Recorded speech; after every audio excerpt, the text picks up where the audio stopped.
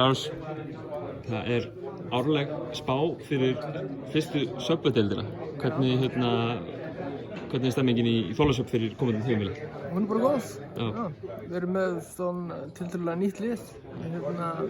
Við mistum 5 á svona 8 mánaða róteringu. Þannig það er búið að taka svona tíma að koma liðinu saman. Og já, síðkastið það var að spila ágætlega. Spilum svona allt í lagi á Gleyseramótinu. Státtum 1 góðan leik, 1 ágætisleik og svo lélegir á móti Val. Svo vorum við fínir á móti Njarðvík í meistarana allan sóknarlega. Já, það voru bæði liðin fín þar sóknarlega, ekki? Já, þetta var svolítið sóknarbolti. Þið Íslandsmeistarar, fyrsti titillinn í sögu Þórs.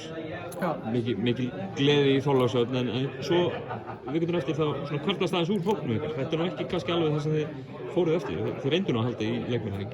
Jú, við ætluðum að við vorum svona með bæði Larry og Adam og svo vorum við 2+1 samning. En nýttu báði bara uppsóknar ákvæði í samning og Halldór var að flytta á Suðurnesin og Styrmir fór náttúrulega bara til skóla. Það var bara mjög gleðilegt. Það var mikill missir af þessum leikmönnum. Callum ætlaði að reyna að fyrir sér í Evrópu, fekk ekki djobb, þannig að hann endaði Val. Eins og sagði þá er það kannski 5-8 manna róteringu sem það fór. Það er þessi mikið og vantilega verið mikil vinna að leggjast yfir það í sumar að manna Íslandsmeistara liðið aftur. Já, það var ekki droslega mikil tími, það kláruðum í lok júní. Já, mitt. Þannig að yfirleitt hefur maður töluvert meiri tíma til að finna leikmenn og koma þeim hingað og svona. Þannig að já, þetta var stutt sumar, ég myndi segja það. Einhverju spá 8. sæti nú er ekki með sögulega tölur en það er nú ekki oft sem að Íslandsmeisturum er spáð svona neðal okkur heldur það sé?